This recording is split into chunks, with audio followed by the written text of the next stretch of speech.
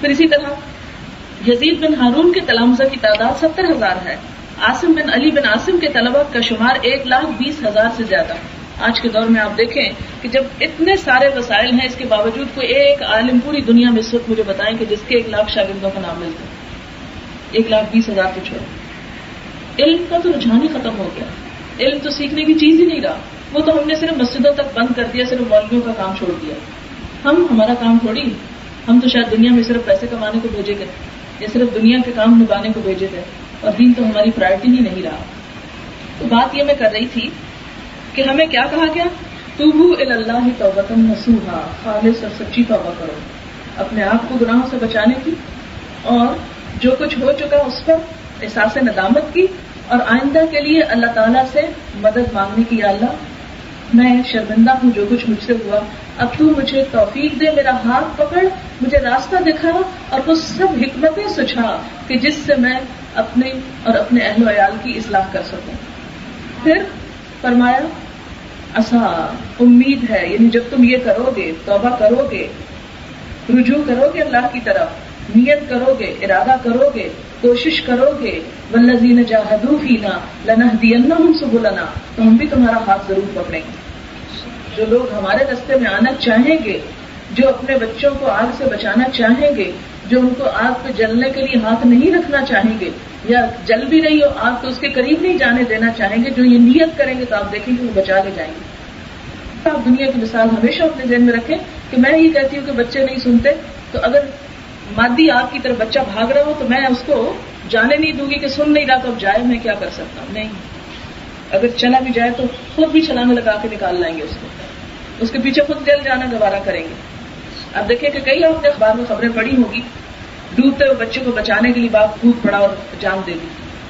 کئی دفعہ ایسے ہوتا ہے کہ ڈوبتے ہوئے کو بچانے کے لیے خود بھی جان چلی جاتی. اس کا مطلب کیا ہے کہ آخری حد تک، آخری کوشش تک.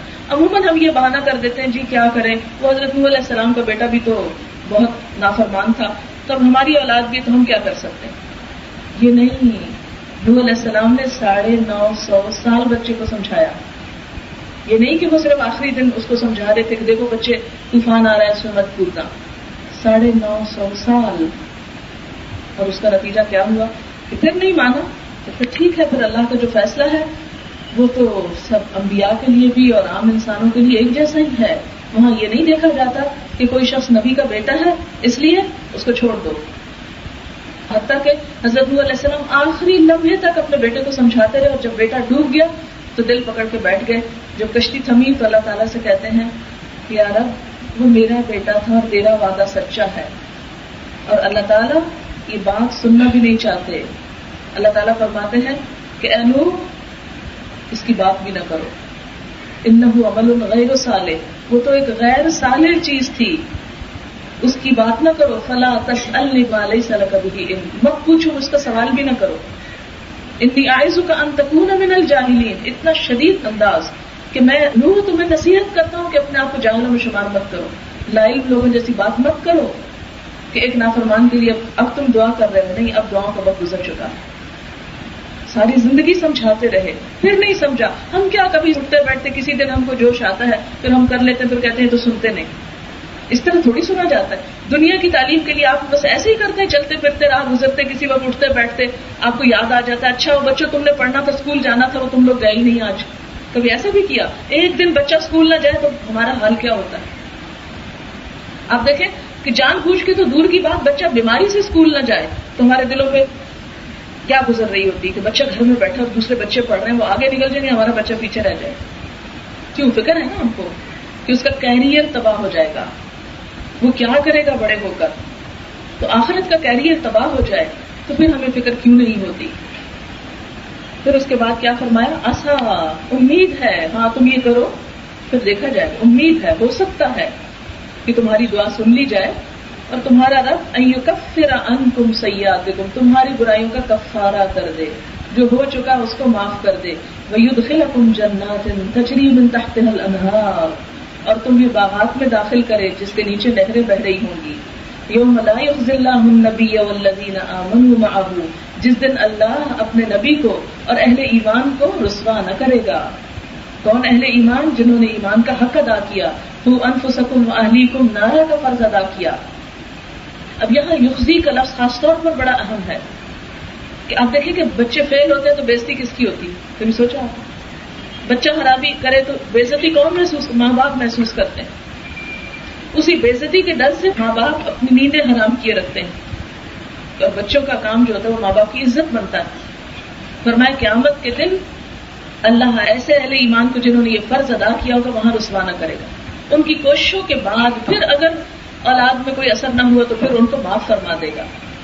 پھر اس کے بعد فرمایا نورہم یسعی بین ایدیہم وبایمانہم، ان کا نور ان کے آگے آگے دوڑ رہا ہوگا اور ان کے دائیں طرف بھی دوڑ رہا ہوگا.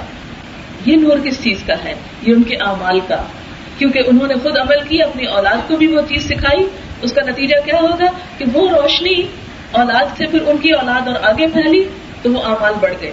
یہ جو نور کی بات آتی ہے قرآن پاک میں 2-3 جگہوں پر، یہ نور عمل کے نور کی طرف اشارہ کرتا ہے. آپ صلی اللہ علیہ وسلم نے اس کی مزید وضاحت فرمائی کہ قیامت کے دن کچھ لوگ ایسے ہوں گے جن کا نور مدینہ سے صنعاء یمن کا علاقہ ہے وہاں تک پھیل رہا ہوگا، کچھ کا عدن تک پھیل رہا ہوگا، کچھ کا اس کے قریب، اور کچھ کا صرف اس کے قدموں کے قریب ہوگا، کچھ کا صرف انگوٹھے کے ناخن میں صرف ہوگا، کبھی جلے گا کبھی بجھ جائے گا. یہ منافقت کی علامت کہ کبھی دل میں ایمان اور کبھی کچھ بھی نہیں ہے. اب دوسری طرف ہمیں حدیث ملتی ہے کہ انسان جب مر جاتا ہے تو اس کے عمل کا رجسٹر بند ہو جاتا ہے. 3 چیزیں پھر بھی فائدہ پہنچاتی رہتی ہیں. ان میں سب سے پہلی چیز جو انسان کو فائدہ دیتی ہے ولد صالح یدعو لہ، نیک اولاد جو ماں باپ کے لیے دعائیں کرے گی، اور علم ینتفع بہ، وہ علم جس سے لوگ فائدہ اٹھائیں اور لوگوں میں سب سے پہلے ہماری اولاد فائدہ اٹھائے.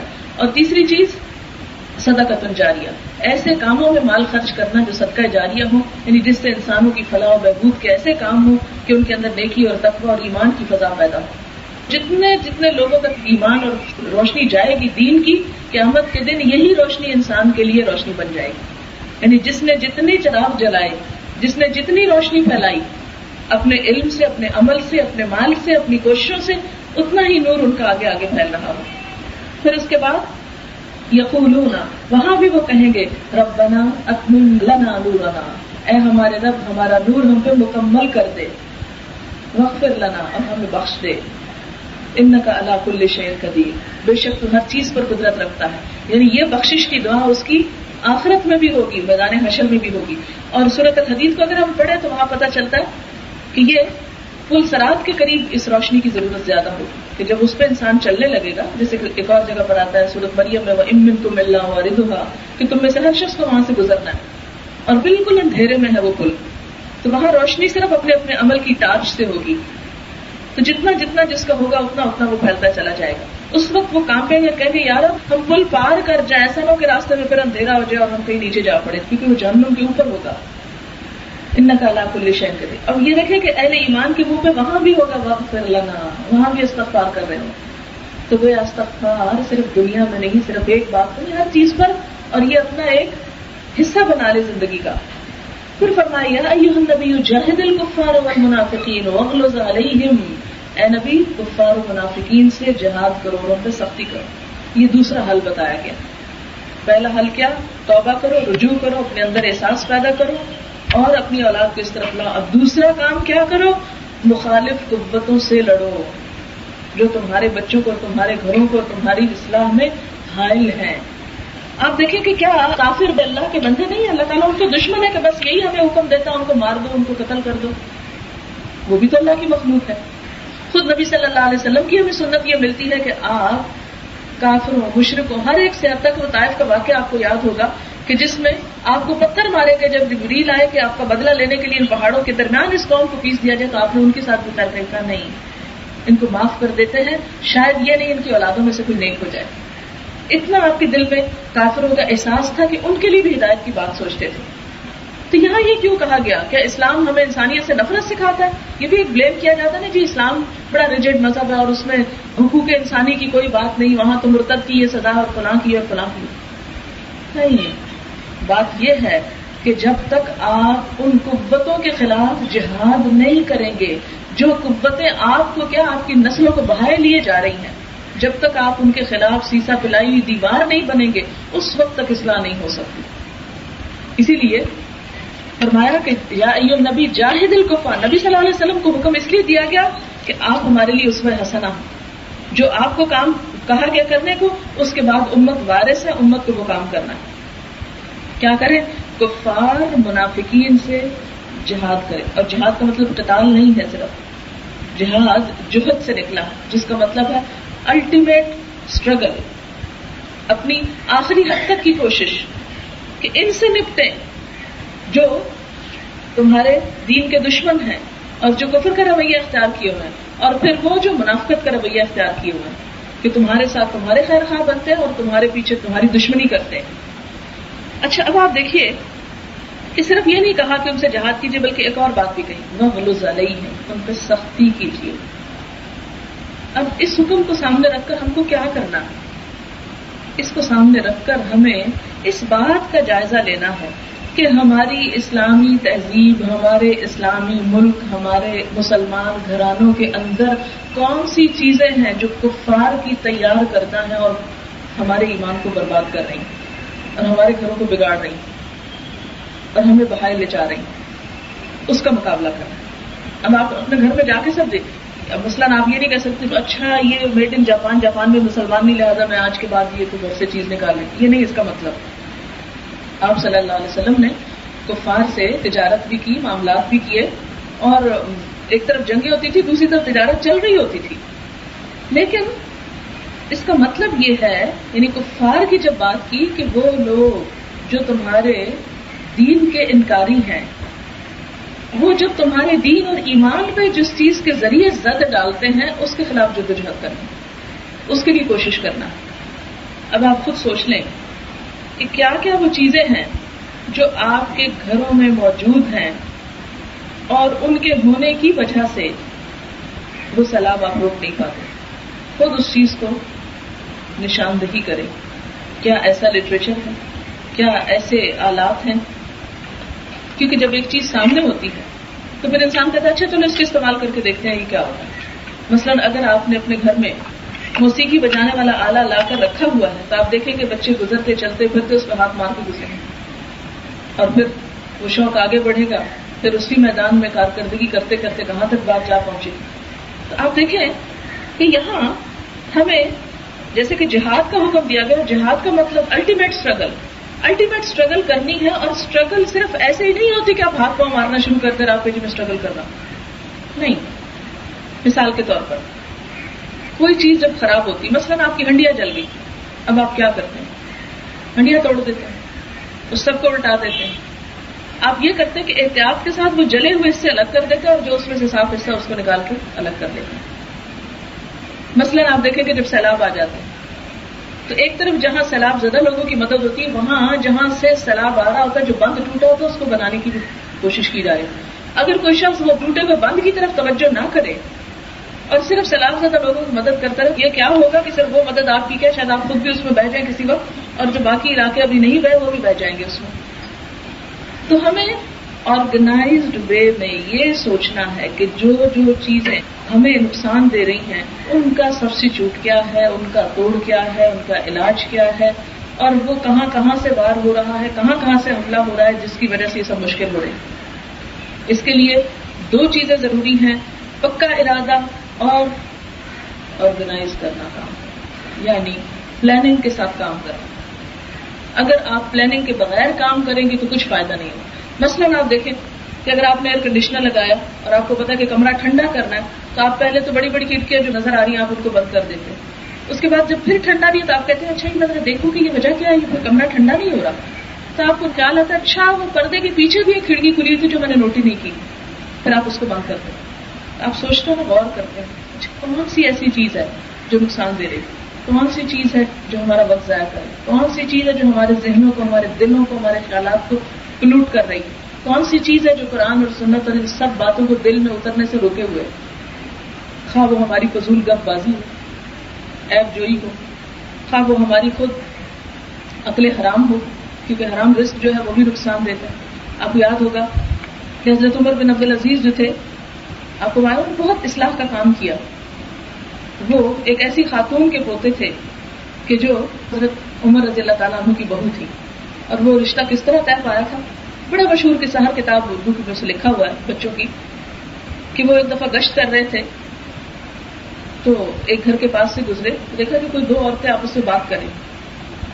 ماں بیٹی کو کہہ رہی کہ دیکھو دودھ دھویا ہے اس میں پانی ملا لو تاکہ پیسے زیادہ آئیں. تو بیٹی کہتی نہیں، خلیفہ نے منع کیا ہے کہ دودھ میں پانی ملا کے نہیں بیچنا. ماں کہتی خلیفہ کون سا ہم کو دیکھ رہا ہے؟ تو بیٹی کہتی نہیں، اللہ کو دیکھ رہا.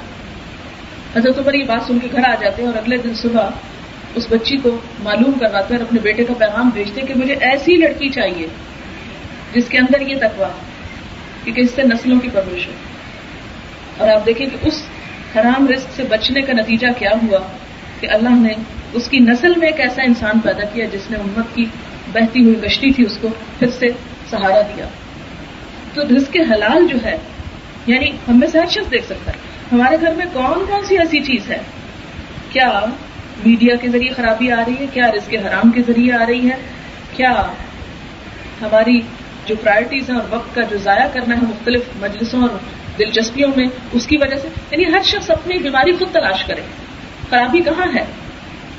اور پھر آپ دیکھیں کہ جیسے پہلے بھی میں نے بتایا کہ یہ کام اس طرح نہیں ہوگا کہ اگر بچے مثال کے طور پر بٹن آن کر رہے ہیں یا ریموٹ سے کوئی چیز پریس کر رہے ہیں تو آپ ریموٹ چھین لیں ان کے ہاتھ سے، یہ بٹن آف کر دیں اور وقتی طور پہ آپ گھر میں ادھم ہنگامہ مچا دیں اور اس کے بعد آپ جا کے رو دھو کے لیٹ جائیں اور بچے پھر کوئی کام شروع کر دیں. اس سے تو کام نہیں ہوگا. دیکھنا یہ ہوگا کہ ہمیں پکڑنا کہاں سے، جڑ کہاں سے کاٹنی ہے، اور اس کے لیے پھر بہت سوچ بچار سمجھ بوجھ کی ضرورت ہے اور اس کے ساتھ صبر اور پیشنس کی ضرورت ہے. کوئی چیز ایک دن میں نہیں ہوا کرتی. یہ درخت جو آج آپ کو ہرے بھرے نظر آ رہے ہیں، یہ آج نہیں آپ نے یہاں لگا لی کہ آج درس ہوگا تو ذرا گرمی نہ ہو جائے تو یہ ساتھ درخت بھی اگا لیتے ہیں. اگر آپ آج لگاتے تو یہ چھاؤں نہ ہوتی، یہ کئی سال پہلے کے لگے ہوئے. تو بالکل اسی طرح کبھی بھی اصلاح کے کام میں مایوس نہ ہو، کیونکہ ہوتا کیا ہے جب آپ ایک کام شروع کرتے ہیں اس کا نتیجہ نہیں تو آپ کہتے ہیں ان بچوں نے تو سننا ہی نہیں، انہوں نے تو کچھ کرنا ہی نہیں، لہٰذا کوئی فائدہ نہیں ان کو بتانے کا، چھوڑ دیتے ہیں. نہیں، کترا کترا تھوڑا تھوڑا کرتے کرتے اس وقت آپ ان کو جب وہ عین برائی میں مبتلا ہو کچھ نہ کہیں، اس وقت نہ کہیں. اس کی بھی ایک دلیل ہے. نبی صلی اللہ علیہ وسلم مسجد میں تشریف فرماتے، اتنے میں ایک بدو آیا اور آ کے اس نے مسجد صحن میں پیشاب کرنا شروع کر دیا.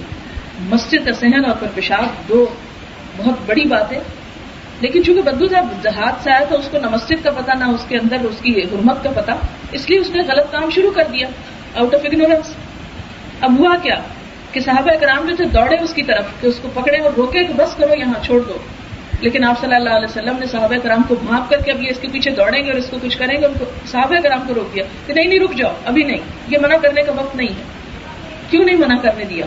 حالانکہ وہ اتنا بڑا جرم کر رہا تھا. اس لیے نہیں منع کیا کہ اگر اس کو اس وقت روکتے تو اس کو سمجھ نہ آتی کہ مجھے کیوں روک رہے ہیں، اور ہو سکتا ہے کہ پیشاب کنٹرول ہی نہ کر پاتا، وہ بھاگنا شروع کر دیتا ڈر کے مارے، تو جس کے نتیجے میں پیشاب ساری مسجد میں پھیل جاتا اور اس کے ساتھ اس کے اندر اسلام کے بارے میں ایسا خوف بیٹھتا کہ وہ اس کی طرف وہ کرنے کا بھی رخ کرنا پڑتا. تو بالکل اسی طرح اگر ہم ریڈ ہینڈڈ بچوں کو ٹوکا ٹاکی شروع کریں گے یہ یوں نہ کرو یہ نہ کرو، اس سے بات نہیں بنے.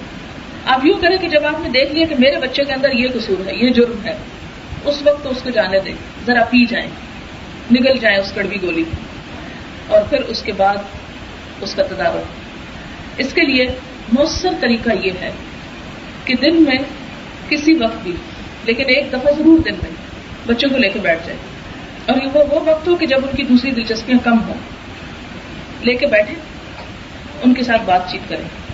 بات چیت میں نصیحتیں مت کریں، اس وقت ان کو ان کی ضروریات پوچھیں، ان کی سوچیں پوچھیں، ان کی باہر معاشرے کی مشکلات پوچھیں، تو باہر مشکل کیا ہے ان کو، کیونکہ ہمارے اور بچوں کے فاصلے بہت بڑھ گئے.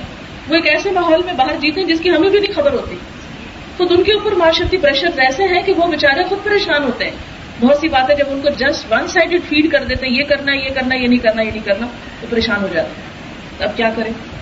ان کا کتھارسس کریں، ان کے دل کا حال معلوم کریں، ان کے ساتھ ہمدردی کریں کہ وہ آپ پر اعتماد کر سکیں، وہ آپ کو اپنی مشکلات بتائیں، اور پھر اس کے بعد جب آپ ان کی ضروریات پوری کریں گے، یعنی دوسری بھی اور یہ بھی، پھر اس کے ساتھ آپ ان کے ساتھ باتوں باتوں میں ان کو اس طرف لے کر آئیں، یعنی ان کو پھر آپ جو کرنے کے کام ہیں وہ کرنے کی طرف توجہ دلائیں. پھر اس میں آپ دیکھیں کہ آہستہ آہستہ انشاءاللہ وہ وقت آئے گا کہ جب آپ ان کے ساتھ یہ طے کر لیں گے کہ ہم کوئی اچھی کتاب مل کے پڑھا کریں، وہ لے کے بیٹھے ان کو ان کے ساتھ پڑھیں. اور یہ میرا اپنا ذاتی تجربہ ہے کہ اس طریقے سے بچوں کو جب بتایا جاتا ہے کہ جس میں براہ راست ان پہ چوٹ نہیں پڑتی، وہ اس کو پرسنلی نہیں لیتے، تو وہ اس کو محسوس کرتے ہیں اور بدلتے بھی. لیکن اگر آپ بچے کو اس کی بے عزتی کر ڈالیں اور اس کو عین موقع پہ روکیں تو وہی عرابی جیسے روکنا ہوگا، اور اس کے نتیجے میں ایک ریبیلیت پیدا ہوتا ہے. کیونکہ جس وقت انسان ایک اپنی خواہش پوری کر رہا ہوتا ہے، رفع حاجت بھی ایک طرح سے اپنی ایک حاجت پوری کرنا ہے، وہ حاجت پوری کر رہا ہوتا ہے، تو اس وقت اگر انسان اس کو ٹوکتا ہے تو وہ اس کے لیے نفسیاتی طور پر ایک بہت تکلیف دہ چیز ہوتی.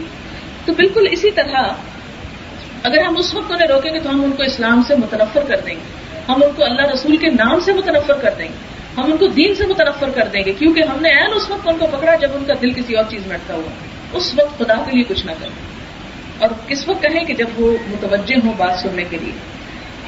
کیوں؟ اس لیے کہ اسلام کا طریقہ یہی ہے کہ بات اس وقت کرو جب متوجہ ہو، اتنی کرو جتنی دیر سنیں.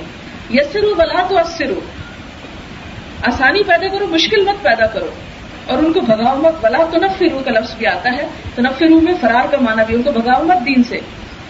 اور آپ دیکھیں گے کہ ایک وقت آتا ہے کہ بچے جب آپ سے اپنے دل کا حال کہنے لگے، آپ سمجھیں کہ اب تبلیغ کا میدان ہوا. اگر آپ بچوں کے ساتھ ڈسٹنس پیدا کر لیں گے، آپ ان کے ساتھ کٹ آف ہو جائیں گے یا ان کے ساتھ کمیونیکیشن ختم کر لیں گے تو آپ تبلیغ کا کام کبھی نہیں کر سکیں گے. تھوڑا سا پیشنس، ضبط کر جائیے اور سوچیے کہ غلطی تو میری، نہ اس سے پہلے نہیں بتایا، اور اب میں چاہتی ہوں ایک دن میں پودا بڑا ہو جائے، یہ نہیں ہو سکتا. اس وقت پیشنس، اس وقت ان کے ساتھ ہمدردی اور محبت، اور پھر اس کے بعد ان کو پھر آہستہ آہستہ جب آپ ان کو اس چیز پر لے آئیں گے انشاءاللہ تعالیٰ، تو پھر آپ دیکھیں کہ ان کے اوپر باتیں اثر کریں گی. اور پھر اس کے ساتھ ساتھ یہ ہے کہ دعائیں جو ہیں یہ بڑا کام کرتی ہیں. کبھی یہ نہ سوچے کہ میں نے اگر بچوں کو سکھایا تو سب کچھ سیکھ، نہیں، قطعاً نہیں سکھا سکتے. اچھا، اگلا کام کیا کرنا ہے آپ کو؟ بچوں کو اچھی کمپنی دیں. صرف اپنے بچوں سے محبت نہ کریں، اپنے بچوں کے دوستوں سے بھی محبت کریں. آپ دیکھیں آپ کا کیا دل چاہتا ہے کہ جو آپ کی سہیلیاں بچے ان کی بھی عزت کریں. نہیں، آپ کی جو دوست ہیں جب گھر میں آئیں تو آپ کا دل یہی چاہتا ہے کہ آپ کے بچے ان کے ساتھ اچھی طرح پیش آئیں. تو اسی طرح بچوں کا بھی یہ دل چاہتا ہے کہ آپ ان کے دوستوں کو عزت کی نگاہ سے دیکھیں، ان کے ساتھ اچھی طرح پیش آئیں. عموماً مائیں کیا کرتی ہیں کہ بچوں کے دوستوں کو دیکھتے ہی غضبناک ہو جاتی، پھر آگے تمہارا فلاں دوست اور تم نے اس کی دوستی نہیں چھوڑی، اور نہ جانے کیا کسر باتیں سنا. اس میں بھی آپ کو میں پرسنل ایکسپیرینس بتاؤں گی کہ مجھے ہمیشہ یہ جھجک آتی تھی کہ میں اپنے بچوں کو ڈائریکٹ بہت سی باتیں کہوں. مجھے یہ لگتا تھا کہ جیسے ان کے لیے ایک مشکل ہوگی. تو اس کا طریقہ میں نے یہ سوچا کہ چھٹیاں ہوئی، یہ آج سے 7-8 سال پہلے کی بات ہے. چھٹیاں ہوئی اور ان چھٹیوں میں نے سوچا کہ بچوں کو اب اسکول میں تو جانا نہیں، گھر میں یہ سارا وقت ضائع کرے گی، تو کیوں نہ کچھ ایسی تھوڑی بات سکھائی جائے کہ جس سے ان کے اندر کچھ دین کا شوق پیدا ہو. اچھا، اس شوق میں یہ ہوا کہ میں نے سوچا کہ اچھا ان 3 بچیوں کو لے کے بیٹھوں گی، کیوں نہ ان کی دوستوں کو بھی لے کے بیٹھوں. ان کی دوستوں کو بھی ساتھ بلا لیا اور پھر اس طرح وہ سلسلہ پھیلتے پھیلتے بہت سی بچیوں تک پھیل گیا.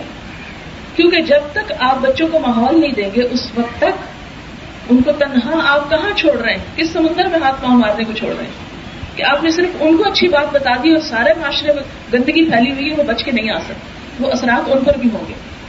پھر اس کے ساتھ یہ کہ جب چھوٹے بچے ہوں، ریڈنگ کی عمر کو پہنچے، تو آپ نے دیکھا ہوگا کہ باہر کے ملکوں میں بچوں کو بہت اچھا لٹریچر ملتا ہے اور بیڈ ٹائم سٹوریز ہوتی ہیں. اور وہ سٹوریز جب سے شروع ہوتی ہیں جب بچے ابھی ریڈنگ نہیں جانتے، صرف تصویری سٹوریز ہوتی ہیں، تصویری کہانیاں کہ لیٹتے ہوئے بچے وہ دیکھ رہے ہیں اور پڑھ رہے ہیں اور پھر اس کے بعد سو رہے ہیں.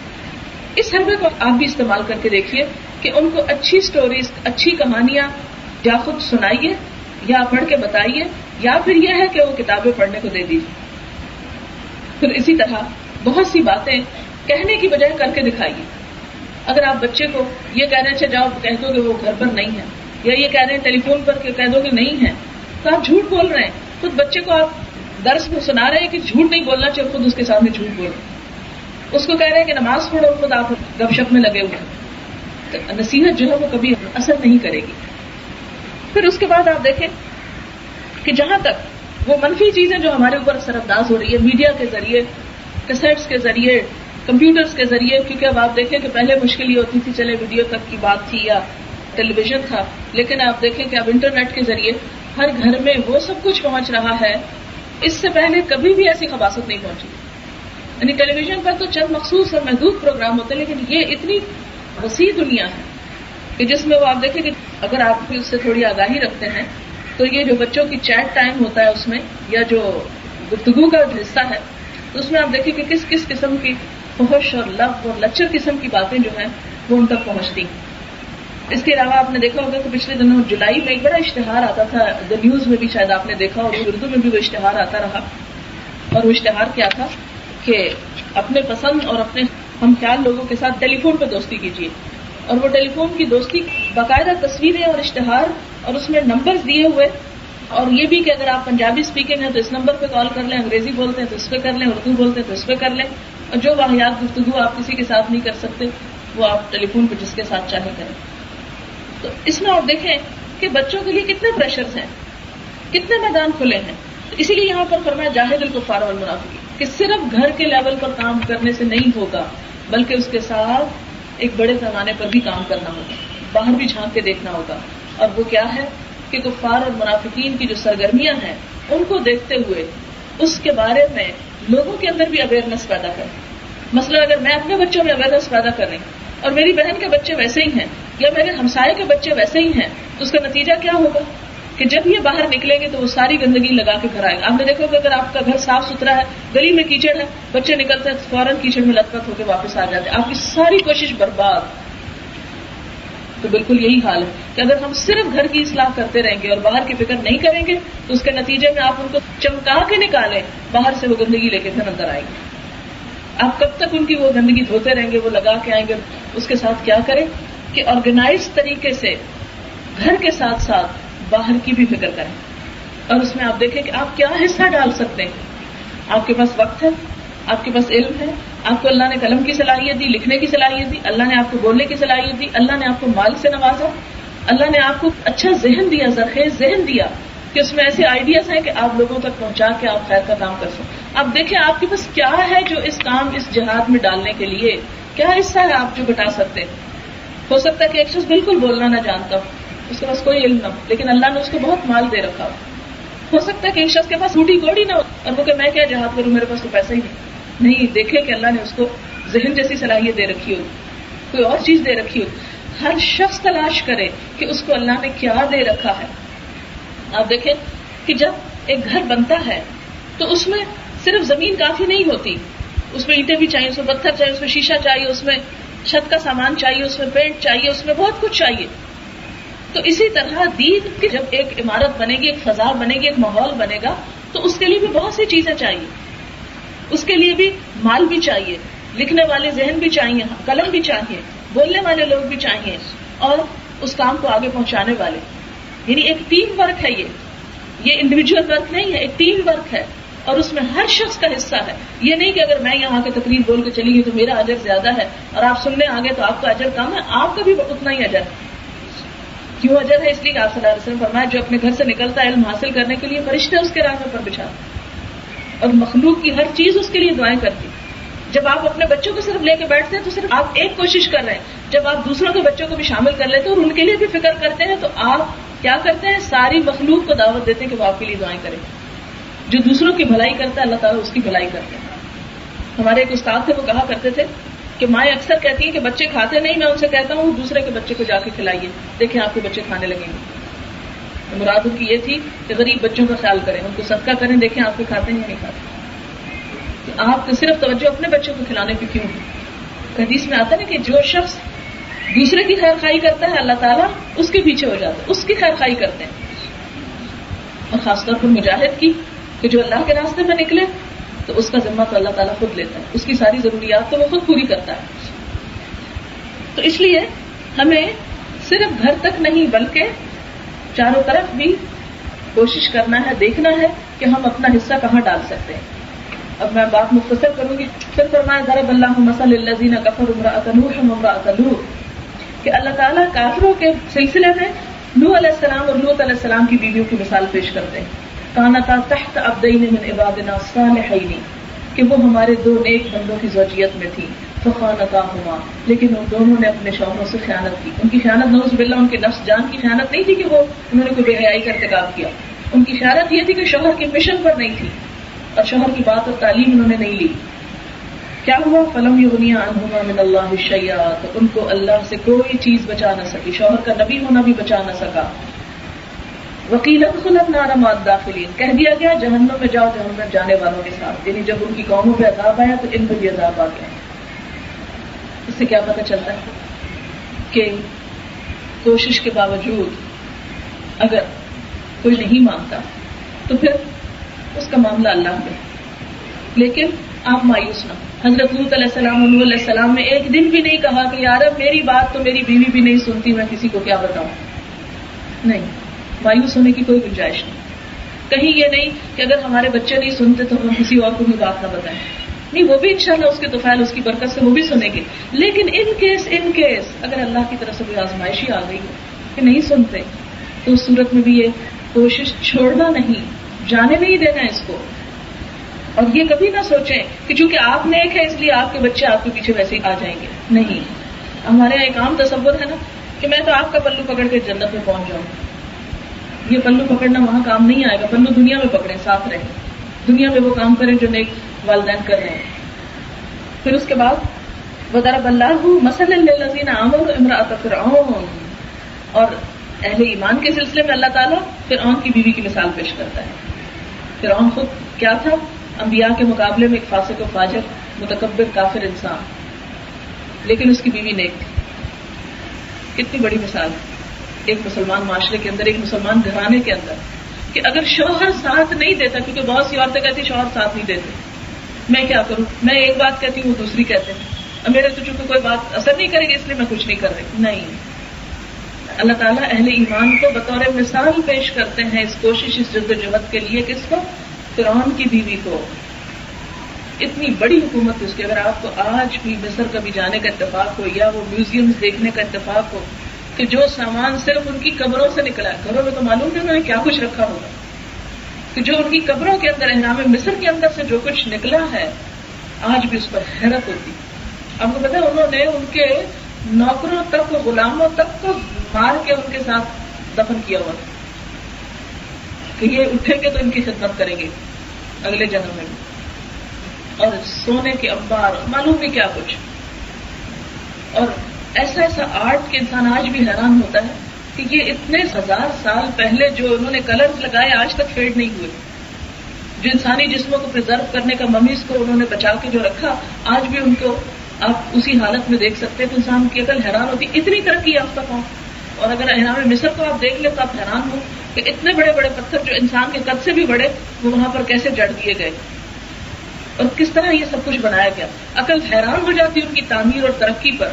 فرعون کہا کرتا تھا کہ موسیٰ اور اس کے بھائی اس لیے تمہیں آ کے تبلیغ کر رہے ہیں کہ وَيَذْهَبَا بِطَرِيقَتِكُمُ الْمُثْلَىٰ، کہ تمہارا مثالی طریقہ تباہ کر دینا چاہتے ہیں، تمہارا کلچر ختم کر دینا چاہتے ہیں، ان کی بات مت سننا۔ اور آج بھی آپ دیکھیں کہ دنیا میں قدیم ترین اور سب سے جو دنیاوی اعتبار سے بہترین تاریخی ہمیں چیز ملتی ہے وہ فرعون کا کلچر ہے اور ان کی تہذیب ہے اور اس کے آثار ہیں۔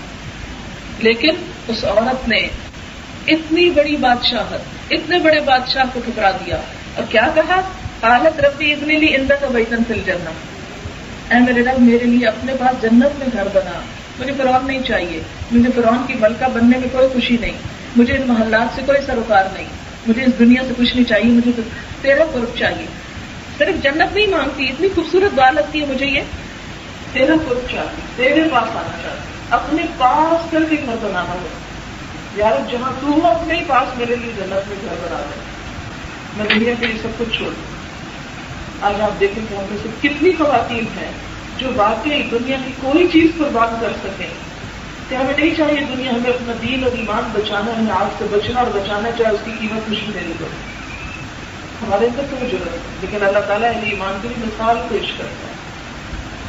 اللہ کا لاکھ شکر ہے ہمارے شوہر مسلمان تو ہیں، کلمہ گو تو ہیں، اور اگر وہ ہمارا اس کام میں ساتھ نہیں دیتے تو ان کے لیے بھی دعا کرنا۔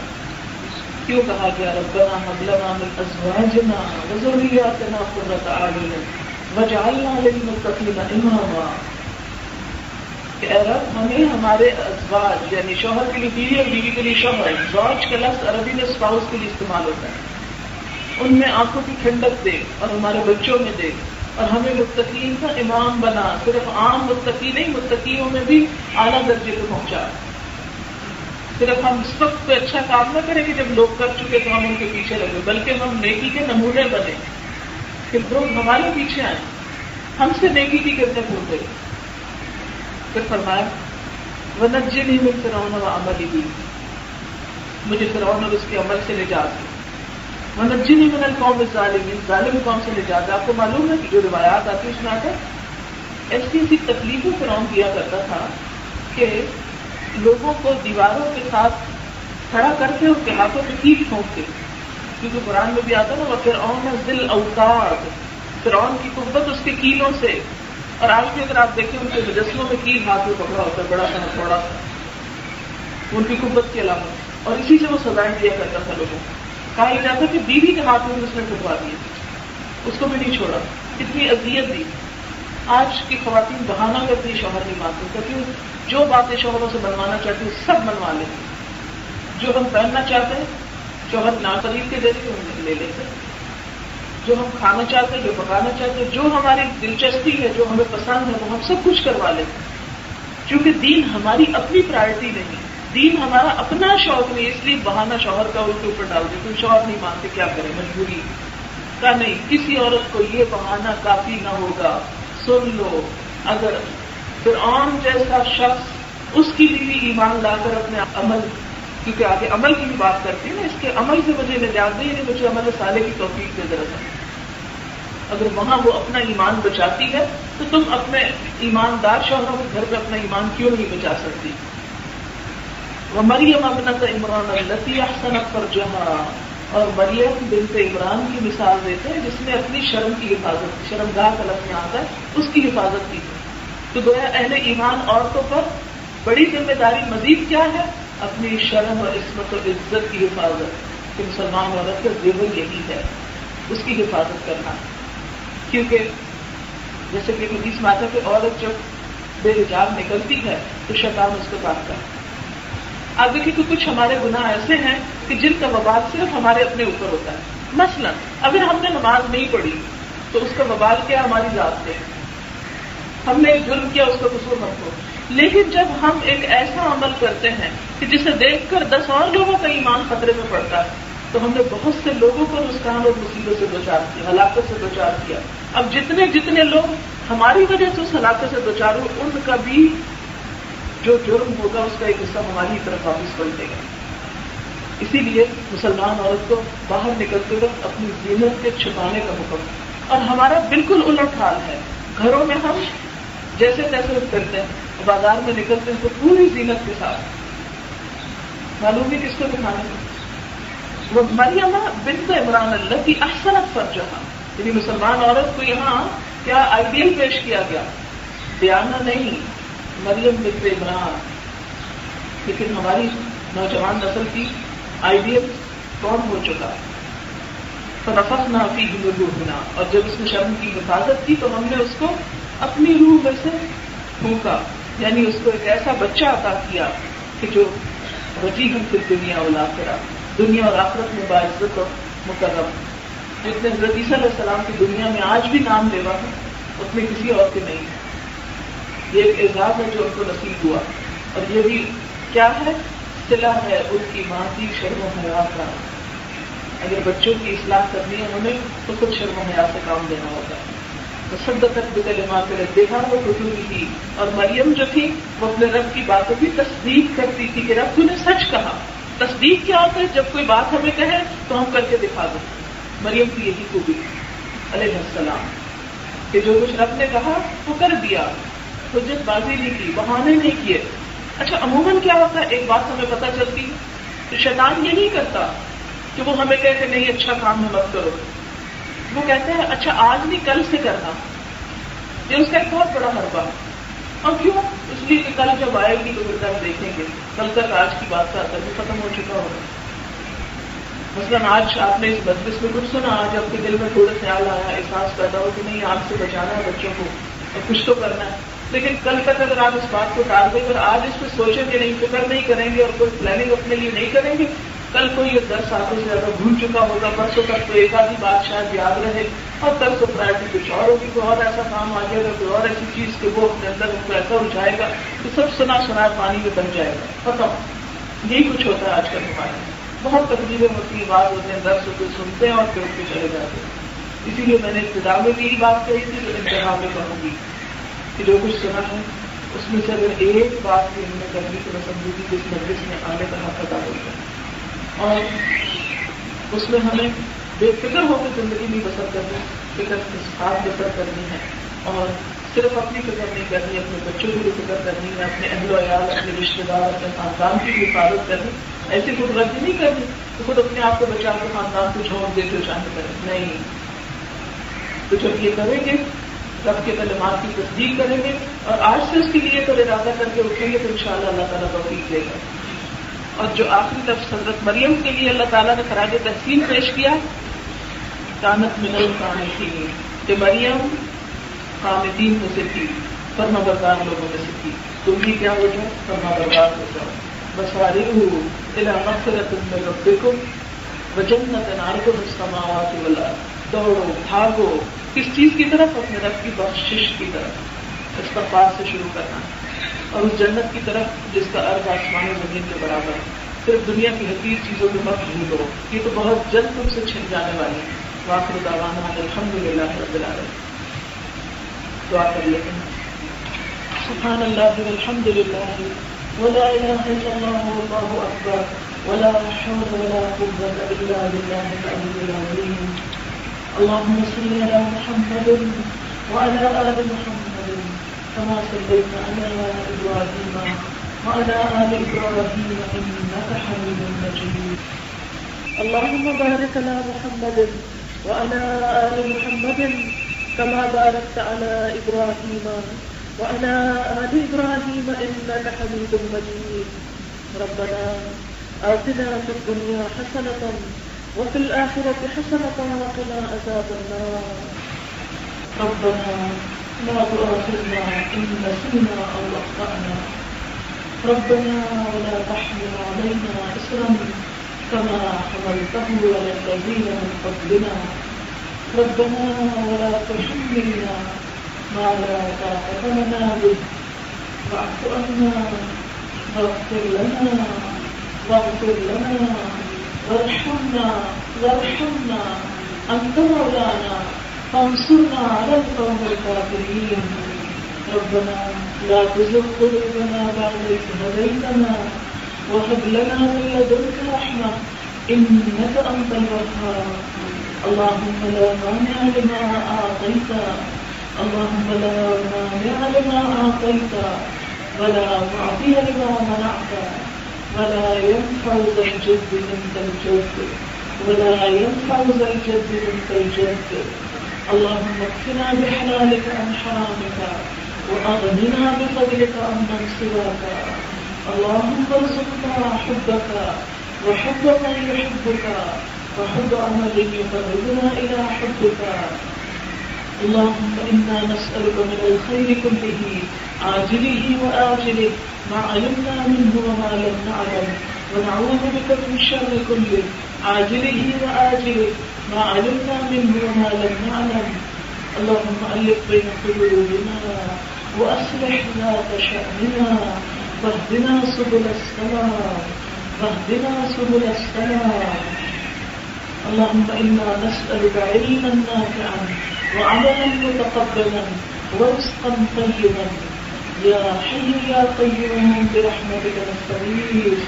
اللهم إنا نسألك العافية في الدنيا والآخرة. اللهم إنا نسألك العفو والعافية في ديننا ودنيانا وأهلنا ومالنا. اللهم استر عوراتنا وآمن روعاتنا.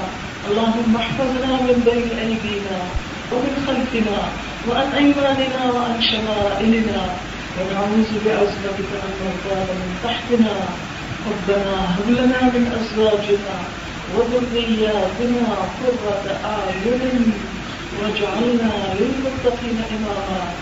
لا إله إلا الله أنت الحليم الكريم. سبحان الله رب العرش العظيم والحمد لله رب العالمين. رب نسألك موجبات رحمتك وعزائم مغفرتك والغنيمة من كل بر والسلامة من كل إثم لا تدع لنا ذنبا إلا غفرته ولا هما إلا فرجته ولا هما إلا فرجته ولا حاجة هي لك رضا إلا قضيتها يا أرحم الراحمين. یا رب العالمین، جو کچھ ہم نے سنا ہے اگر اس میں کوئی بات غلط ہو گئی ہے تو ہمارے علم کی اصلاح فرما دے اور ہماری بخشش فرما دے، اور جو درست باتیں تیری رضا اور تیری پسند کی ہیں ہمیں اس پر عمل کرنے والا بنا دے. یا اللہ ہمارے عمل کے راستے آسان کر دے، تو ہمارا ہاتھ پکڑ لے، ہمیں اس راستے پہ چلا جس پر تو ہم سے راضی ہو جائے. یا اللہ ہماری اولاد کو ہماری آنکھوں کی ٹھنڈک بنا. یا اللہ جس طرح ہم ان کی دنیا کی فکر کرتے ہیں ہمیں ان کی آخرت کی فکر کی توفیق دے، اور صرف ہم خواہشیں اور تمنائیں نہ کریں بلکہ ہمیں عملی طور پر کچھ کرنے کے راستے سجھا دے. یا اللہ تو ہمارے راستے کھول دے، یا اللہ تو ہمیں طریقے بتا دے، تو ہمارے اندر حکمت اور صبر پیدا کر دے. یا اللہ وہ کام ہم سے کروا لے جس سے تو راضی ہو جائے. یا اللہ تو ہماری اولاد کو ہماری آنکھوں کی ٹھنڈک کر ہمارے لیے صدقہ جاریہ بنا، ان کی اصلاح فرما، ان کی دنیا اور آخرت میں کامیابی عطا فرما.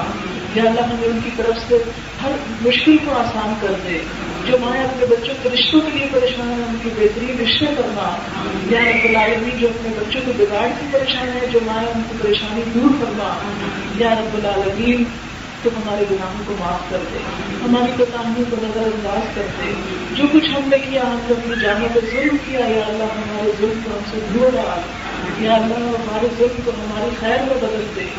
یا رب العالمین تیرا وعدہ ہے کہ جو توبہ کرتا ہے تو اس کی برائیاں بھی بھلائیوں میں بدل دیتا ہے. یا اللہ تو ہمارے ساتھ بھی ایسا ہی معاملہ فرما، ہمیں سچی اور پکی توبہ کی توفیق عطا فرما، توبۃ النصوح کی توفیق عطا فرما.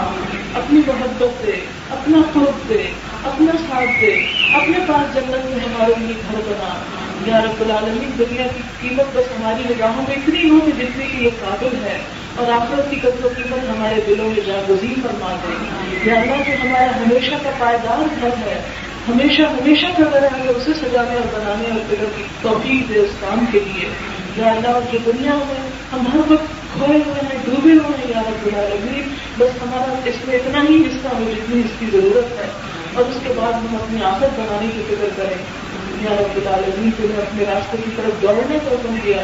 یا اللہ ہمیں ایسی دوڑ دے جس میں کوئی تھکنا نہ ہو. یا اللہ وہ دوڑتے دوڑتے ہم تیرے پاس پہنچ جائیں. یا رب العالمین تو ہمیں ہر گمراہی ہر فتنے سے بچانا. یا رب العالمین تو ہمیں ہمارے نفس کی شر سے بچا. یا اللہ ہمیں شیطان کی شر سے بچا. یا اللہ ہمارے ملک کی اصلاح فرما. یا اللہ ہمارے ملک میں امن و امان پیدا فرما. یا رب العالمین امت مسلمہ کو اتحاد اور اتفاق عطا فرما. یا اللہ ہماری نیتوں کو صرف اپنے لیے خالص کر دے. یا رب العالمین ہمارے اس اجر کو آخرت کے لیے محفوظ کر دے. ربنا تقبل منا انك انت السميع العليم وتب علينا انك انت التواب الرحيم. وصلى الله تعالى على خير خلقه محمد وعلى آله وأصحابه وأهل بيته أجمعين برحمتك يا أرحم الراحمين. إلهي آمين. سبحانك اللهم وبحمدك نشهد أن لا إله إلا أنت نستغفرك ونتوب إليك. والسلام عليكم ورحمة الله وبركاته.